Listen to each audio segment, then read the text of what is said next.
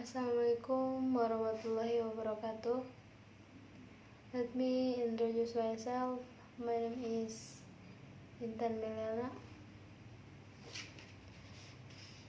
Professional relationship. Number 1. Idiom. Idiom is an expression whose meanings cannot be inferred from the meaning of words that make it up. Another definition of idiom is a group of words that means something different than the individual words it contains. Definition: idiom.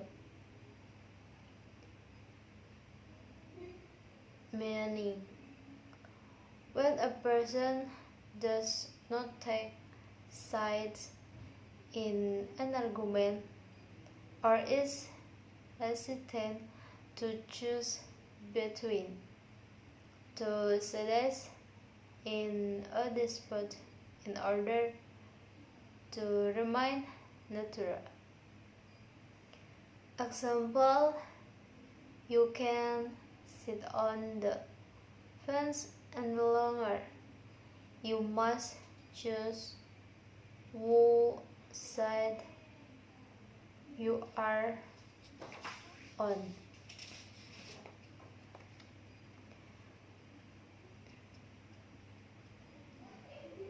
In English, we have some idioms related to eating that have deeper meanings. Can you guess the meaning of the following idioms? Bread of more than one can chew. To admit that something you said in the past was wrong. Bite one's tongue. To try to do more than one is capable of doing. It's one's word to try really hard not to say something that you want to say. To be spoon-fed. To be given too much help with something without any opportunity to ask or think for oneself. Public speaking. Public speaking is an oral presentation in which a speaker addresses an audience.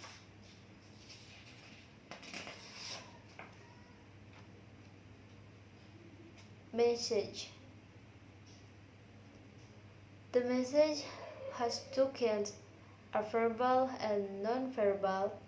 The verbal position of the message refers to the word that we speak to audience, while the non-verbal position includes our tone of voice and other non-vocal components. There are not only about voice, but also about a person's appearance, posture, gesture, and body movements, a behavior, the way we use speech, and even the way that we smell. Non-verbal, more complex than verbal in communication. For example, the person who wants to speak wearing a nice suit will be interpreted more positively. Then a person giving the exact same speech wearing suits and a graphic design so performance has effect when you want to give speech. The channel channel the channel is very simple. The means through which the message travels in face-to-face communication. We use channel envelopes for our channels, so the channel is what we see, hear, touch, smell, and purpose, what we taste, and that we told to the audience. When we're communicating with someone in online on offline, let's say channel can be a computer. When by text, the channel is called phone, and when watching a movie on cable, the channel is the TV. So the channel is a media for communication and has a profound impact on the way a message is interpreted. One famous example of this is the television Profesional debate between John F. Kennedy and Richard Nixon. According to history.com, on camera, Nixon looked away from the camera at the reporter asking him questions. B was sweating and pale. He had facial hair stubble, and he wore a gray suit that folded into the set background. Chicago Mayor Richard J. Daley reported said, "My good Davy embellished him before we even did." Noise. The next aspect for communication is noise. Noise refers to anything that interferes with message transmission or reception. There's several different types of noise. First type of noise is physiological noise, and this refers to bodily processes and states that interfere with a message. For example, if a speaker has a headset or the flu, or if audience members are hot or they're hungry. These conditions may interfere with message assurance, so the situation has some effect. The second type of noise is physiological noise. Physiological noise refers to mental status or emotional status that impair message transmission or reception.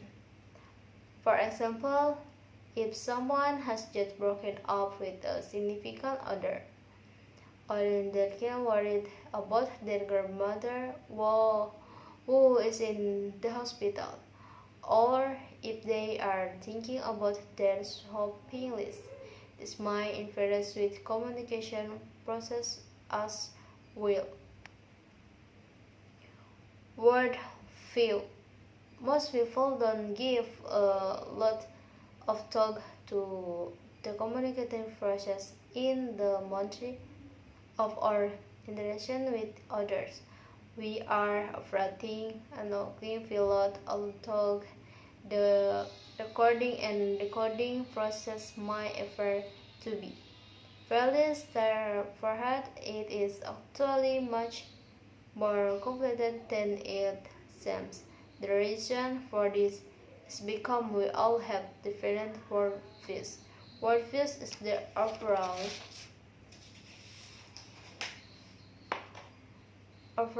framework through which an individual is. This about our university, the world, and interact with it. Context. The last element of the communication process is the context in which the speech or interaction takes place. In the context was taught as the actual physical setting where communication occurred, such as in a place, worship, an apartment, a workplace, a noisy restaurant, or a grocery store. People communicated differently in each one of these places, as there are written rules of communication that govern the settings. More recently, the concept of context has evolved and expanded to include the type of relationship we have with others and the communicative rules that govern those relationships. You do not speak the same way to your best friend as you do to a small child, your parent, your boss, your doctor, or a police officer. Thank you.